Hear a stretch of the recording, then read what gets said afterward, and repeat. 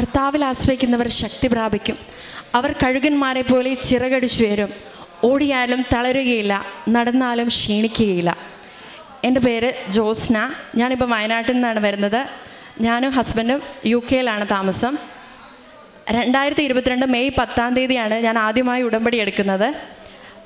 അതിനുശേഷം ഞാൻ ഒരു തവണ ഇവിടെ സാക്ഷ്യം പറഞ്ഞിട്ടുണ്ട്. 2023 ഏപ്രിൽ 29 അന്ന് ഞാൻ ഉടമ്പടി പുതുക്കിയതിന് ശേഷം എൻ്റെ ഒന്നാമത്തെ നിയോഗം എന്ന് പറയുന്നത്, ഹസ്ബൻഡ് UK പോയി, അതുകൊണ്ട് ഇനി ഞാൻ UK ചെല്ലുമ്പോൾ എനിക്ക് ഒരു നല്ല ജോലി കിട്ടണം. അതായിരുന്നു എൻ്റെ ഒന്നാമത്തെ നിയോഗം.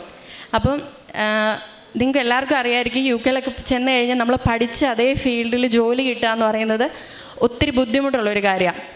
അങ്ങനെ ഞാൻ ഒക്ടോബറിൽ UK അപ്പോഴത്തേനും എൻ്റെ ഉടമ്പടി കാലാവധി ഏകദേശം കഴിയാറായിരുന്നു.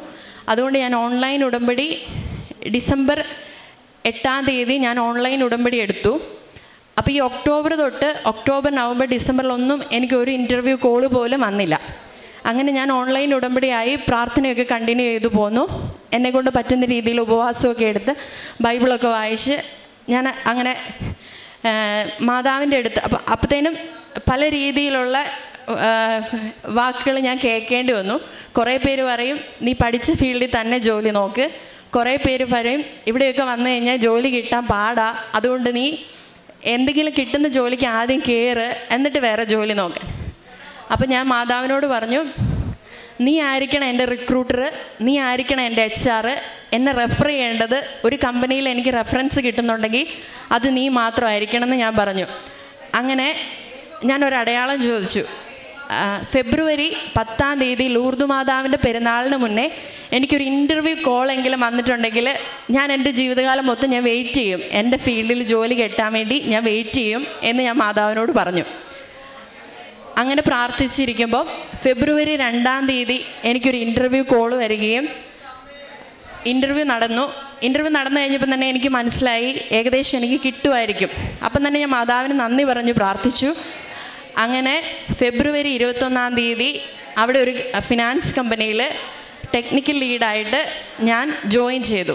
ഞാൻ മാതാവിനോട് ചോദിച്ച എല്ലാ ക്രൈറ്റീരിയയും അതുപോലെ തന്നെ വരുന്ന വിധത്തിലുള്ളൊരു ജോലിയാണ് എനിക്ക് കിട്ടിയത്. എൻ്റെ സാലറി, എൻ്റെ റോള്, എൻ്റെ എക്സ്പീരിയൻസ് ഇതെല്ലാം കൗണ്ട് ചെയ്യുന്ന രീതിയിലുള്ള ഒരു ജോലിയാണ് എനിക്കവിടെ മാതാവ് ഒരുക്കി തന്നത്. ഇനി എൻ്റെ രണ്ടാമത്തെ സാക്ഷ്യം എന്ന് പറയുന്നത്, എൻ്റെ ഹസ്ബൻഡിന് UK ഡ്രൈവിംഗ് ലൈസൻസ് കിട്ടിയതാണ്. ആദ്യത്തെ 2 തവണ ഫെയിലായി.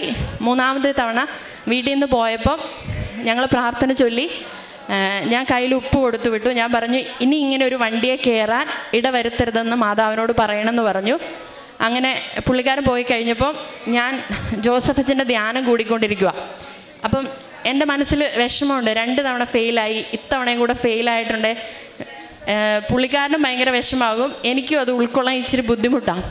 അപ്പം ഞാൻ അച്ഛനിങ്ങനെ ചോദിക്കുന്നുണ്ട്, അല്പവിശ്വാസി നീ എന്തിനാ ഭയപ്പെടുന്നതെന്ന് ചോദിക്കുന്നുണ്ട്. അപ്പോൾ എനിക്ക് തോന്നി എന്നോടാണോ അച്ഛൻ ഈ ചോദിക്കുന്നത്, അങ്ങനെ തോന്നുന്നുണ്ട്. പക്ഷേ എന്നാലും എനിക്കൊരു അടയാളം വേണം. അതുകൊണ്ട് ഞാൻ ഒരു കുറച്ച് നേരം കഴിഞ്ഞപ്പോൾ ഞാനിങ്ങനെ മനസ്സ് വിചാരിച്ചു, അച്ഛനൊന്ന് യാത്ര എന്ന് പറഞ്ഞിരുന്നെങ്കിൽ എന്ന് വിചാരിച്ച മൊമെൻറ്റിൽ ഞാനത് തിരുത്തി പറയുക. കാരണം അച്ഛൻ എല്ലാ ആഴ്ചയും യാത്ര എന്ന് പറയും, നിങ്ങൾ ഉടമ്പടി യാത്രയിലാണെന്ന് അച്ഛൻ പറയും.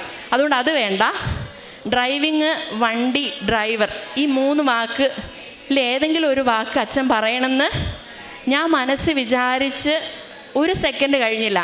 അച്ഛനൊരു എക്സാമ്പിൾ പറയുകയാണ്.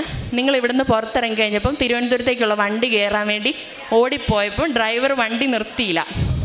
അപ്പം ഞാൻ ആ മൊമെൻറ്റിൽ ഞാൻ മുട്ടുകുത്തി കൈ കൊട്ടി ഞാൻ കർത്താവിന് നന്ദി പറഞ്ഞു. എനിക്ക് ഉറപ്പായി എൻ്റെ കെട്ടിയോൻ പാസ്സായി, ഡ്രൈവിംഗ് ടെസ്റ്റ് പാസ്സായി എന്നുള്ളത് എനിക്ക് ഉറപ്പായി. കുറച്ച് നേരം കഴിഞ്ഞപ്പോൾ പുള്ളിക്കാരൻ്റെ മെസ്സേജ് വന്നു, ഡ്രൈവിംഗ് ടെസ്റ്റ് പാസ്സായി എന്ന് പറഞ്ഞിട്ട്.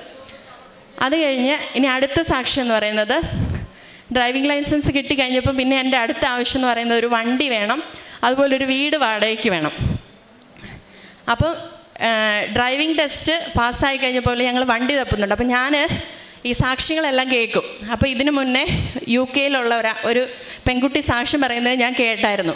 അപ്പോൾ അവൾ പറയുന്നുണ്ട്, മാതാവ് തന്ന വണ്ടിയാണെങ്കിൽ സിൽവർ ഗ്രേ കളറ് വണ്ടി വേണമെന്ന് അവളിങ്ങനെ ആഗ്രഹിച്ചിരുന്നു എന്ന് അവൾ പറഞ്ഞപ്പോൾ ആ മൊമെൻറ്റിൽ ഞാനിങ്ങനെ ആഗ്രഹിക്കുക എൻ്റെ മനസ്സിൽ, എനിക്ക് മാതാവ് തന്നെ വണ്ടി തന്നാൽ മതി, അപ്പം സിൽവർ ഗ്രേ കളറോ ബ്ലൂ കളറോ ആയാൽ മതി എന്ന് ഞാൻ മാതാവിനോട് പറഞ്ഞു. അങ്ങനെ ഞങ്ങൾ ഒരുപാട് വണ്ടികൾ നോക്കി. ഒരു ദിവസം ഹസ്ബൻഡ് വിളിച്ചിട്ട് പറഞ്ഞു, ഇങ്ങനെ ഒരു വണ്ടി പോയി കണ്ടു, ഇഷ്ടപ്പെട്ടെന്ന് പറഞ്ഞു. ഫോട്ടോ അയച്ചു കഴിഞ്ഞപ്പോൾ അതൊരു ബ്ലാക്ക് വണ്ടിയാണ്. അപ്പം ഞാനിങ്ങനെ ഹസ്ബൻഡിനോട് ഞാനൊന്നും പറഞ്ഞില്ല. ഞാൻ മാതാവിനോട് പറഞ്ഞു, മാതാവ് ഞാൻ ചോദിച്ചത് ഇതല്ലല്ലോ എന്ന് പറഞ്ഞു. അന്ന് പിറ്റേ ദിവസം ഹസ്ബൻഡ് വണ്ടി എടുക്കും എന്ന് പറഞ്ഞാണ് വീട്ടിൽ നിന്ന് പോയത്. ഞാൻ മാതാവിനോട് പറഞ്ഞു, ഇത് ഞങ്ങൾക്കുള്ള വണ്ടി അല്ലെങ്കിൽ ഇത് മാറിപ്പോകണമെന്ന് പറഞ്ഞു. അങ്ങനെ വൈകുന്നേരം ഹസ്ബൻഡ് വീട്ടിൽ വന്നപ്പോൾ വണ്ടി എടുത്തിട്ടില്ല. അപ്പം ഞാൻ ചോദിച്ചു, നിങ്ങൾ എന്നാ വണ്ടി എടുക്കാത്തെ? എൻ്റെ ഉള്ളിൻ്റെ ഉള്ളിൽ ഭയങ്കര വിഷമം, എനിക്കത് എടുക്കാൻ തോന്നിയില്ലെന്ന് പറഞ്ഞു. അത് കഴിഞ്ഞ് ഒരാഴ്ചയ്ക്ക് ശേഷം പിന്നെ ഞങ്ങൾക്കൊരു വണ്ടി റെഡിയായി വന്നു. ഇപ്പം ഞങ്ങൾക്ക് കിട്ടിയിരിക്കുന്ന വണ്ടി ഞാൻ മാതാവിനോട് ചോദിച്ച അതേ സിൽവർ ഗ്രേ കളറിലുള്ളൊരു വണ്ടിയാണ്. അതുപോലെ UK വീട് കിട്ടാൻ ഭയങ്കര ബുദ്ധിമുട്ടാണ്. നിങ്ങൾ പല സാക്ഷ്യങ്ങളിലും കേട്ടിട്ടുണ്ടായിരിക്കും. പക്ഷേ ഞങ്ങൾക്ക് അതും മാതാവ് ഒത്തിരി ക്രമപ്പെടുത്തി തന്നു. ഞങ്ങൾ ഒരു വീടേ കണ്ടിട്ടുള്ളൂ, ആ വീട്ടിലാണ് ഞങ്ങളിപ്പോൾ താമസിക്കുന്നത്. കാരണം എല്ലാവരും 10 വീട് കണ്ടാൽ അതിൽ 5 വീടിനായിരിക്കും അവർക്ക് കാണാൻ പറ്റുക. 5 വീട് കണ്ടാൽ അതിലൊരു വീടിലായിരിക്കും അവർക്ക് ഡോക്യുമെൻറ്റേഷനൊക്കെ നടക്കുക. പക്ഷേ ഞങ്ങളുടെ കേസിൽ അങ്ങനെ ഒന്നും വന്നില്ല. എല്ലാം മാതാവ് ക്രമപ്പെടുത്തി തന്നു. അപ്പം കാരുണ്യപ്രവർത്തികളായിട്ട് ഇവിടെ ചെയ്യുന്ന പോലെ നമുക്ക് ചെയ്യാൻ പറ്റത്തില്ല. എങ്കിലും എനിക്ക് ജോലി കിട്ടി അന്ന് മുതൽ ഞങ്ങളെടുത്തൊരു തീരുമാനം, മാസം ഒരു 50,000 രൂപ നാട്ടിലേക്ക് ഞങ്ങൾ കാരുണ്യപ്രവർത്തികൾ ചെയ്യാൻ വേണ്ടി അയച്ചു കൊടുക്കാറുണ്ട്. പിന്നെ മാക്സിമം സാക്ഷ്യങ്ങൾ ഷെയർ ചെയ്യാറുണ്ട്, സ്റ്റാറ്റസ് ഇടാറുണ്ട്, ഉടമ്പടി ധ്യാനം കൂടാറുണ്ട്. പിന്നെ ഒത്തിരി മാറ്റം വന്ന ആത്മീയ ജീവിതത്തിലെ മാറ്റം എന്ന് പറയുന്നത്, പണ്ടൊക്കെ കുരിശ് വരയ്ക്കാൻ 2 പേരും ഡ്യൂട്ടി കഴിഞ്ഞ് മടുത്തിട്ടാണെങ്കിൽ ഇന്ന് ചെറിയ കുരിശ് വരയ്ക്കാം അങ്ങനെ പറയുമായിരുന്നു. ഇപ്പം പക്ഷേ അങ്ങനെ ഒരു കാര്യമില്ല. രാത്രി 10:30-ക്കാണ് ഹസ്ബൻഡ് ഡ്യൂട്ടി കഴിഞ്ഞ് വരുന്നത്. 10:30-ക്ക് വന്നു കഴിഞ്ഞാൽ ഞങ്ങൾ കുരിശ് വര കഴിയാണ്ട് ഞങ്ങൾ കിടക്കത്തില്ല. അപ്പം അതുപോലെയുള്ള മാറ്റങ്ങൾ ഒരുപാട് ഉടമ്പടി ജീവിതത്തിലൂടെ ഞങ്ങളുടെ കുടുംബത്തിലുണ്ടായി. പരിശുദ്ധ അമ്മയ്ക്കും തിരുക്കുമാരനും കോടാനുകൂടി നന്ദി. സ്നേഹം നിറഞ്ഞവരെ, ക്രിസ്ത്യാനിറ്റിയിൽ നമ്മളൊന്ന് ശ്രദ്ധിക്കുകയാണെങ്കിൽ കൃപ സ്വീകരിക്കുവാനായിട്ട് ഒത്തിരിയേറെ വഴികളുണ്ട്.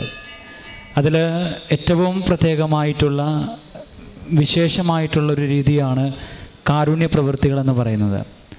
ഉടമ്പടി പ്രാർത്ഥന നമ്മളൊന്ന് ശ്രദ്ധിക്കുകയാണെങ്കിൽ പരിശുദ്ധ അമ്മ എങ്ങനെയാണ് ഉടമ്പടി പ്രാർത്ഥന സെറ്റ് ചെയ്തിരിക്കുന്നതെന്ന് ചോദിച്ചാൽ, പരിശുദ്ധ അമ്മ ഈ കാര്യങ്ങളെയൊക്കെ ക്രിസ്ത്യാനിറ്റിയിൽ കൃപ സ്വീകരിക്കുവാനായിട്ട് ഉള്ള ഓരോ വഴികളെയും ചേർത്ത് വെച്ചുകൊണ്ടാണ് പരിശുദ്ധ അമ്മ ഉടമ്പടി പ്രാർത്ഥന തയ്യാറാക്കിയിരിക്കുന്നത്. ഉടമ്പടി പ്രാർത്ഥനയിൽ നമ്മൾ നോക്കുമ്പോൾ നമ്മൾ കാണുന്നുണ്ട്, ഒന്നാമതായിട്ട് നമ്മൾ എടുക്കുന്ന ഒരു തീരുമാനമെന്ന് പറയുന്നത് പാപങ്ങളെ വെറുത്തുപേക്ഷിക്കുക. രണ്ടാമത്തേത് കുമ്പസാരിച്ചൊരുങ്ങുക. അതുപോലെ തന്നെ ഉപവസിച്ച് പ്രാർത്ഥിക്കുക. അതുപോലെ തന്നെ കാരുണ്യ പ്രവൃത്തികൾ, പ്രേക്ഷിത പ്രവർത്തനങ്ങളൊക്കെ ചെയ്തുകൊണ്ട് ദൈവത്തിൻ്റെ നാമം ജീവിതത്തിൽ പറഞ്ഞുകൊണ്ട് ജീവിക്കുക എന്നുള്ളതാണ്. അപ്പോൾ ഇങ്ങനെ വരുമ്പോൾ നമുക്ക് മനസ്സിലാക്കുവാനായിട്ട് സാധിക്കും, ഉടമ്പടി പ്രാർത്ഥനയിൽ ഒരു വ്യക്തി കാരുണ്യ പ്രവൃത്തികൾ ചെയ്യുവാനായിട്ട് തയ്യാറാകുമ്പോൾ, പ്രേക്ഷിത പ്രവർത്തനങ്ങൾ ചെയ്യുവാനായിട്ട് തയ്യാറാകുമ്പോൾ, തങ്ങളെ തന്നെ വിശുദ്ധീകരിച്ചുകൊണ്ട് ജീവിക്കുവാനായിട്ട് തയ്യാറാകുമ്പോൾ അവരുടെ ജീവിതത്തിൽ പരിശുദ്ധ അമ്മയുടെ വലിയ സംരക്ഷണവും കരുതലും അവർക്ക് ലഭിക്കുന്നതായിട്ട് നമുക്ക് കാണാം. നമ്മൾ ഈ സഹോദരിയുടെ സാക്ഷ്യം ശ്രദ്ധിക്കുമ്പോൾ ഇവിടെയും നമുക്ക് മനസ്സിലാകുന്നത് തന്നെയാണ്. ഈ സഹോദരി തന്നെ പരിശുദ്ധ അമ്മയ്ക്ക് തിരുക്കുമാരനെ സമർപ്പിച്ചുകൊണ്ട് ജീവിക്കുവാനായിട്ട് ഒരുങ്ങുമ്പോൾ ജീവിതത്തിൽ കൃപയുടെ അഭിഷേകം ശക്തമായിട്ട് ധാരാളമായിട്ട് ലഭിക്കുന്നതായിട്ട് നമുക്ക് കാണാം.